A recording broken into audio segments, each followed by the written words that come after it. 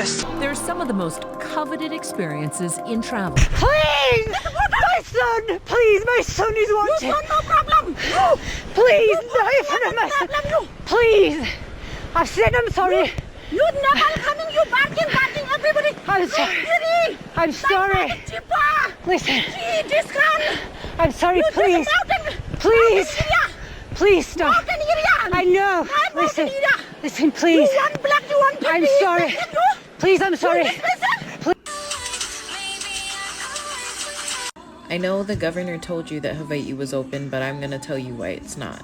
COVID cases are still rising at a concerning rate. They're just about fixing up to put us on another lockdown, and they're telling us to cancel our holiday gathering plans, but they're encouraging you guys to fly in. And then I could get into the history about how foreign introduced disease decimated the Native Hawaiian population. Like literally in 2 generations, over half of the Native Hawaiian population died due to foreign brought disease. Also, about 1 in every 5 people that live in Hawaii live in a multi-generational home, putting them higher at risk for contracting COVID and spreading it to their family members. And a majority of Native Hawaiian families live in multi-generational homes. For the people that want to cry about the economy, the tourism industry is highly unsustainable, and all it's doing is ruining our lands and depleting our resources. Riding an elephant is big on many people's bucket list. Bathing an elephant, watching animal performances like elephants in shows. Moments designed to soothe the soul and garner a selfie. But the treatment of some of these animals behind the scenes can be alarming, like 4-year-old Mina, the elephant. There was a chain around her leg that had spikes in it. Chained to a pole with spikes sticking into her skin. Mina has had a spiked chain around her ankle since we last left her. For more than a year and a half, National Geographic writer Natasha Daly and photographer Kirsten Luce traveled across 4 continents, uncovering how the pursuit of likes can come at a heavy cost to animals. What we found is that what happens behind the scenes in order to get that animal docile enough to interact with a person often involves fear-based training. Obviously not something that the general public is aware of. Her reporting featured in this month's National Geographic magazine, exposing the hidden cost of wildlife tourism. A clown. That's clown shit. Look out, you're talking to your highness. Can't see me, I'm the reason for your blindness. They tried this, but I'm too classy for your lines. Got my double cups up, that's the reason that I'm like this. Hey guys, welcome back to my channel here. It's Lavender here, and today I am back with a new anti-capitalist video. Today I am doing the problematic bougie vacation lifestyle culture that is colonizer, tourism or colonization tourism or tourism in general. Deep dive into this. So let's get started into this video. So yeah. How capitalism plays a role in this bourgeoisie colonizer tourism industry, and how the negative impacts affects everything, and etc. So if you don't know what I'm talking about when I say this, here's an example. How tourism affects the daily lives of people in certain countries, or natives or people of color who live there. That's where they live. They're not on vacation there, but people who literally live in that area. So yeah.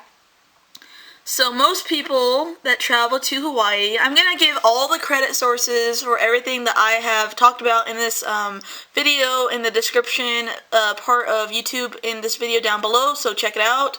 So to most Americans, Hawaii is theirs to use, to abuse, to take, and above all to fantasize and fetishize about long after the experience of the vacation. To Native Hawaiians who live there, daily life is neither soft nor kind. In fact, the political, economic, and cultural reality for most Hawaiians, Native Hawaiians, is hard, ugly, and cruel. In Hawaii, the destruction of the culture and land and the prostitution of it is planned and executed by multi-billion-dollar national corporations, by huge landowners who own the land, and by collaborationist state and county governments and officials. The ideological gloss that claims tourism to be the economic savior and the natural result of Hawaiian culture is manufactured propaganda by ad agencies, tour companies, and the state of Hawaii as a whole, in which allocates some $60 million a year to the tourism advertising budget to advertise, tourism in Hawaii. Not only does capitalism play a role in this because it puts profits over human lives and it'll do anything to make profits, but this also plays a role in crime in Hawaii and how tourism drives up the prices and the cost of daily living, in the housing market and food, etc. in Hawaii. Inflation happens and the prices of everything skyrocket and just go boom and go up, and it skyrockets to sky high ends to no end. Fun fact, nearly 1/5 of Hawaii native resident population is classified as poor and as near homeless, which explains the constant rise in beach villages and other homeless enclaves in Hawaii that the Capitals Pigs try to cover up and say, how are we going to get rid of this homeless problem in Hawaii? This doesn't make our state look like the amazing vacation spot that it is. We have to cover this up. The very high cost of living in Hawaii due to the normalization of colonizer tourism industry due to capitalism has encouraged the native people who lived in Hawaii and were born in Hawaii to begin with and were natives, to the land, to leave their home island in the tropics in search of better economic conditions / a more stable life when it comes to economics and the cost of living and housing. Not only that, but tourism, due to capitalism, exploits people of color and natives and the poor and the working class, and exploits the fuck out of them. Native women like hula dancers wear caked on, too much makeup, don sexualized costumes from Polynesian cultures, and behave in a manner that is very, scandalous and sexual rather than powerfully erotic in the tourism industry. Like the whole meaning of what it used to mean, it doesn't mean that anymore. It's just now means like native women in Hawaii are now looked at as just sex objects, their Polynesian cultures, the dress wear, it's kind of like Jezebels, like how colonizers over-sexualized, said that a black woman who wants sex a lot, they're like Jezebels or something. It's like that. So areas that had once been sacred to natives are now the sites of expensive bourgeoisie capitalist pig resorts. Shorelines where net fishing, local fishing, seaweed gathering, cultural practices and crabbing occurred are more and more exclusive domain of recreational activities such as sunbathing, windsurfing, and jet skiing. Even access to the beaches near hotels is strictly regulated or denied to the local public altogether who live in Hawaii. The native phrase, malalambalina, to care for the land, is used by government officials to convince locals that hotels and capitalism can be built without damage to the environment, and how capitalism does not play a role in the environment, and that, they care for the land, and so does capitalism. The place, the people, the culture, and even their identity as native people are, all colonized and for sale in the vacation tourist industry. Thus, the word aloha is employed as an aid in this constant hawking and stealing of everything that is Hawaiian. In truth, the word use of aloha is so far removed from reality from any Hawaiian culture context that the word aloha now is literally meaningless. People who work in the industry, dancers, waitresses, singers, gardeners, housekeepers, bartenders, and even a few managers are very poorly paid considering the high cost of living in Hawaii due to the tourism industry.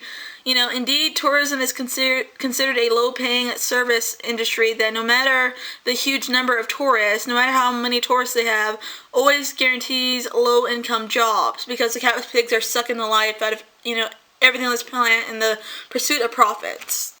Another example of this is wildlife being used as props for Capitals Pig tourists going to popular destinations such as safaris, and the overall destruction of the environment and land underneath tourism and pro-capitalism tourism.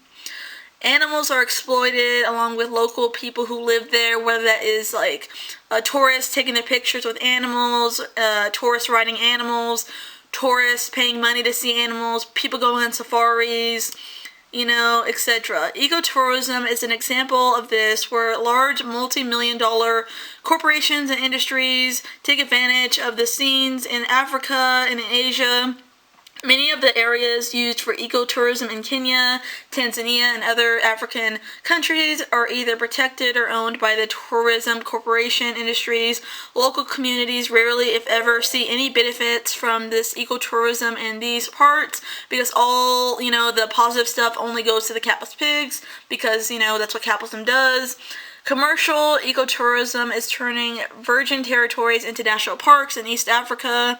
70% of the total land in Kenya, 50% of Tanzania, and 40% of Uganda. Some of these lands have been turned into wildlife reservations, which require roads, infrastructure, and lodges, fragmenting wildlife habitats in the environment and leaving permanent damage and footprints, carbon footprints on the environment.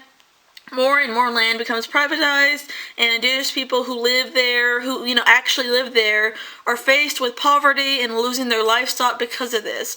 Culture, heritage, and cultural traditions are affected as well. The Maasai people, once nomadic people, are losing their farming lands and are forced to move in more permanent settlements due to this industry, as in tourism and capitalism, the pro-capitalism stuff. Their livestock is no longer roaming free on the Maasai plainlands, causing an alarming imbalance that's affecting the wildlife in general in that area. The Maasai Mara Reserve is one of the world's most famous and recognizable safari destinations in Africa. For the past decades, it has seen continuous growth in high volumes, low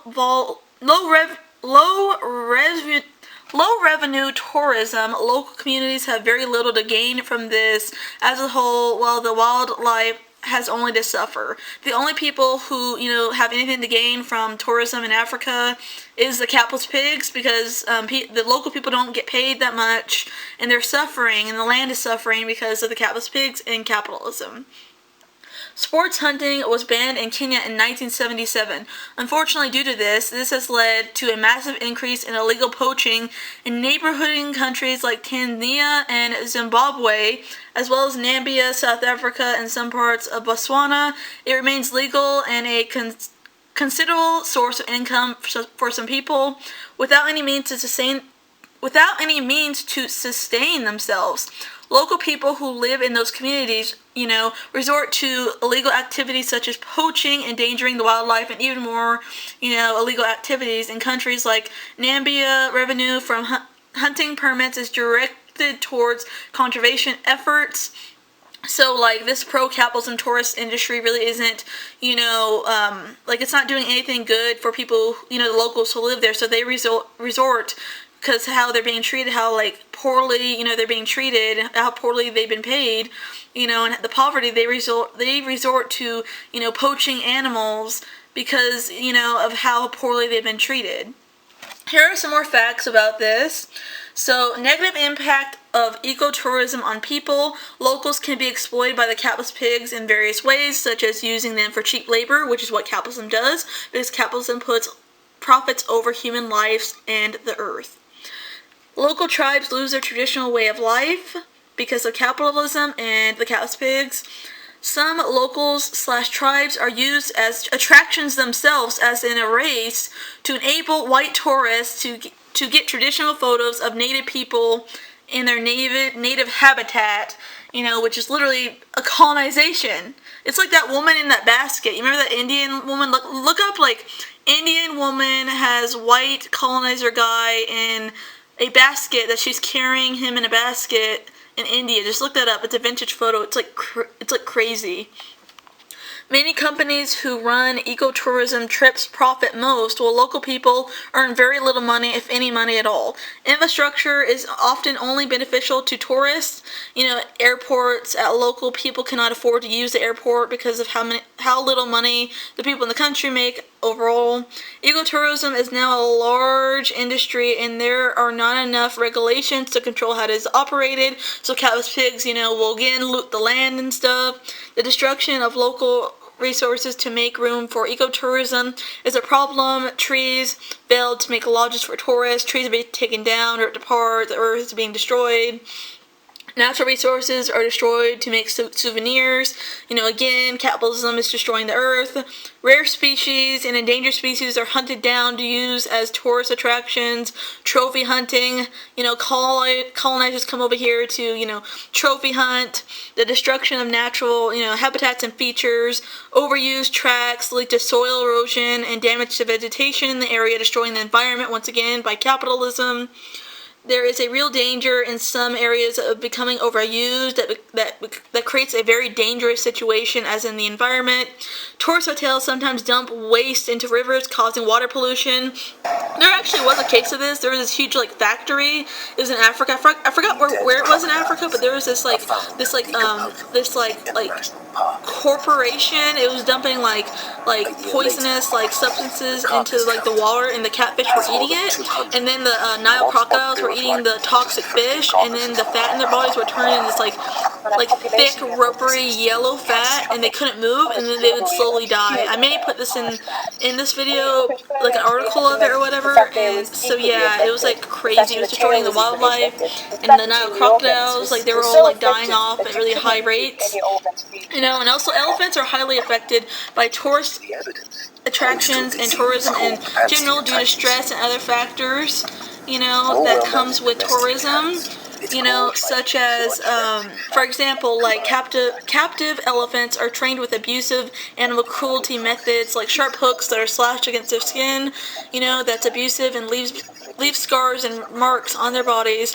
To give rides or to perform tricks, and circuses often develop post-traumatic stress disorders and other mental illnesses due to this abuse. The trend for taking selfies with wild elephants has also led to a series of fatal attacks all over the world, like in Africa and Asia. Local circuses in the area, you know, abuse their animals on a daily, because that's what circuses are known to do, and they make money off of tourists who go see, you know, the circuses due to the tourism industry.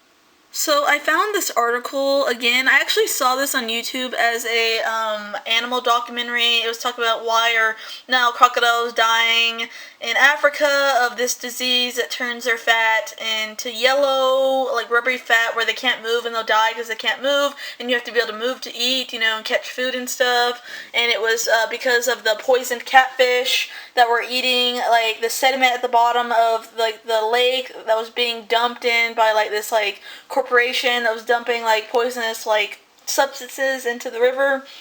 Here's a little article I found on it. Again, the link will be in the description of it. If I can find the YouTube video and maybe get some video of that on here, I will. I don't know if I can though, so yeah. So again, it says carcasses of adult crocodiles do not usually signal the return of winter in South Africa, but this mass death scene seems to be becoming the normal in the area. Kruger National Park have found Nile crocodiles floating in the river, bloated and decaying along its banks.